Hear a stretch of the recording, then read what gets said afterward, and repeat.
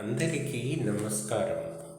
దువ్వూరి రామిరెడ్డి గారి కృషీవలుడు అనే కావ్యం నుంచి 2 పద్యాలు వినిపిస్తున్నవారు బాలసుబ్రహ్మణ్యం, కలవలపల్లి.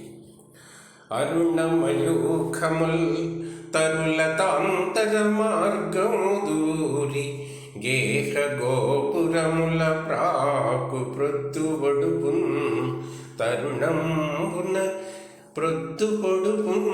తరుణంబున నీటి కోసమై సరసులకేకు కాపు నెరజానల నూపుర మంజులార్భటుల్ నెరసే ప్రభాతమన్ శిశువు నేర్చిడి ముద్దుల మాటలోయనన్.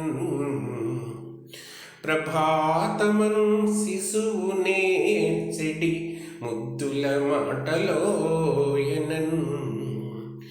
ఇరువుల చూరులందు చెరయించి తమోహరణైకదక్ష భాస్కర కిరణాళి నీ మృదుల శయ్య సువర్ణమయంబు చేసే నిద్దుర ఇకనైన మాని వెలితోలు వీళ్లకు ఆలమంద ఇత్తరి తమి తీరమేయు పులదంటులు కమ్మని మంచు పచ్చికల్.